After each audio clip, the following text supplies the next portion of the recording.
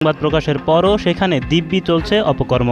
এমন অসামাজিক কার্যকলাপের ফলে স্থানীয়দের জন্য অস্বস্তিকর হয়ে উঠছে এই শিশু পার্ক। মেয়ের হয় আমার কাছে টিস্যু লয় বা তার নিজ গায়ে দিয়া তারা সদা দিত ছেলে না হলে মেয়েদের ফেলে আমার নিজের লজ্জা লাগে। বিভিন্ন দামে টিকিট কেটে পার্কে প্রবেশের পর সকাল থেকে শুরু হয়ে সন্ধ্যা পর্যন্ত চলে আপত্তিকর সব কার্যক্রম। স্কুল কলেজে যাওয়ার জন্য বই খাতা নিয়ে বের হলেও সেখানে না গিয়ে বরং ডিজনি চিলড্রেন পার্কে আসে শিক্ষার্থীরা। ওদেরকে কোথায় থেকে নিয়ে আসছো? মোহনগঞ্জ থেকে। তারপরে এই বইগুলো রেখে ওরা কোথায় গেছে?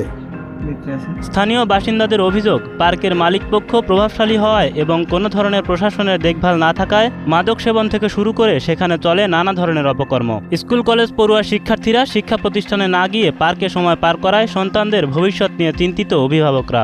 এদিকে রোডে যাইলে পরে আপনার খুবই ছেলে মেয়ে যাইতে আমরা খুবই খারাপ লাগে আমার কাছে। আমরা জিনিসটা খুবই খারাপ পরিবেশটা আমার কাছে ভালো লাগে। আমরা ছেলে মেয়ে যাইতে গিয়ে দেখতে গিয়ে আমরা তো হিটতেছি। এমনকি ছেলে মেয়েদের